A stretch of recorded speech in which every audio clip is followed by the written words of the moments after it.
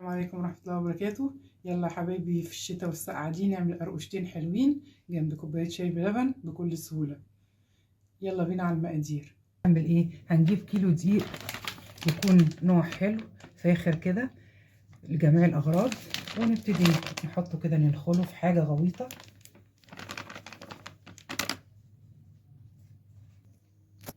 دلوقتي أنا نخلتهم، هروح ضيفة عليهم 3 معالق كده كبار سمسم،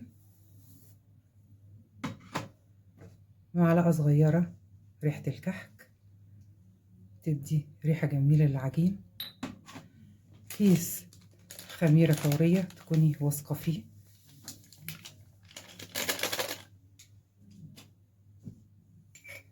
ثلاث معالق سكر كبار تدي قرمشة ولون حلو للقراقيش، ومعلقة صغيرة بيكنج باودر،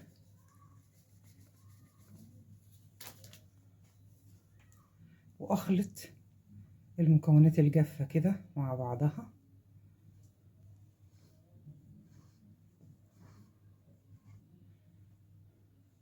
ونضيف عليهم معلقة ملح صغيرة، معلقة صغيرة ملح،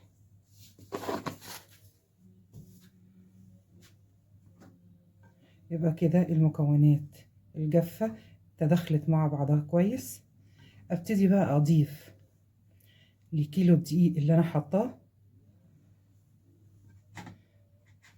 نفس المج المعياري ده زيت، يكون زيت ذرة او زيت عباد نضيف نوع كويس جيد، ونفس المقدار ليه سمنة، ويا ريت لو كانت سمنة بلدي تبقى ممتازة، وفي انواع جيدة من السمنة في السوق.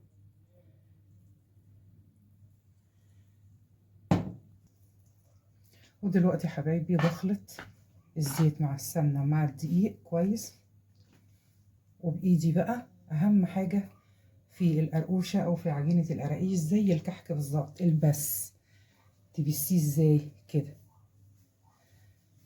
أخلط كويس المكونات وبعضها بالدقيق بحيث الدقيق يشرب الزيت والسمنة كويس قوي.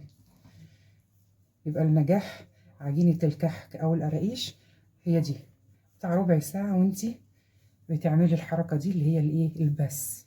هبسه حوالي ربع ساعة، وبعد كده هوريكم النتيجة في النهاية اهي. ابتدي بقى ودلوقتي كوباية لبن اهي هضيفها شوية بشوية، اعجن بيها بقى او الم بيها العجينة، احطها شوية بشوية واعجن.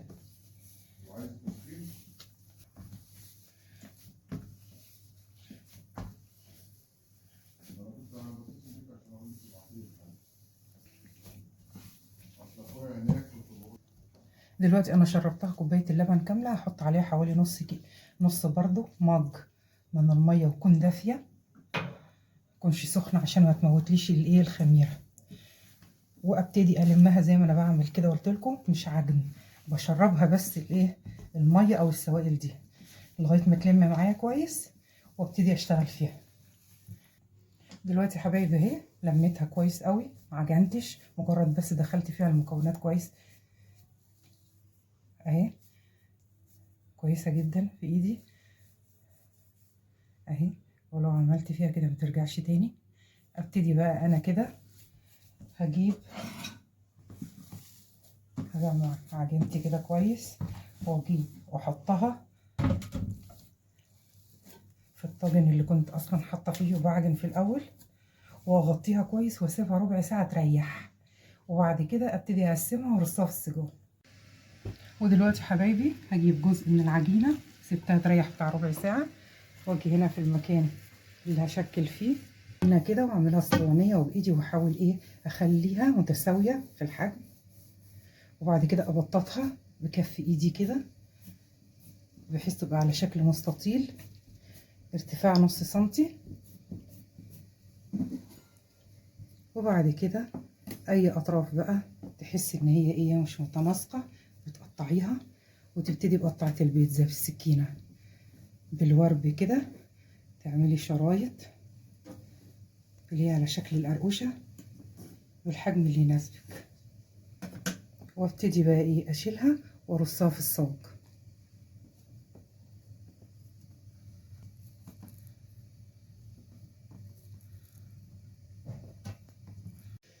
دلوقتي حبايبي انا عملت صاج زي ده ودخلته الفرن وبتابعه في التسوية، وده تاني صاج، واتبقى معايا قطعة اهي هكملها واحطها هنا لغاية ما اكمل تسوية الاتنين وادخلها اخر حاجة، ولما يطلع اوريكم بقى شكل القرقيش طلع شكلها ازاي. جميلة اهي، طلعت في منتهى الجمال ومقرمشة وحلوة ومستوية. تاكلوها بألف هنا وشفا. دمتم بصحة وعافية. السلام عليكم ورحمة الله وبركاته.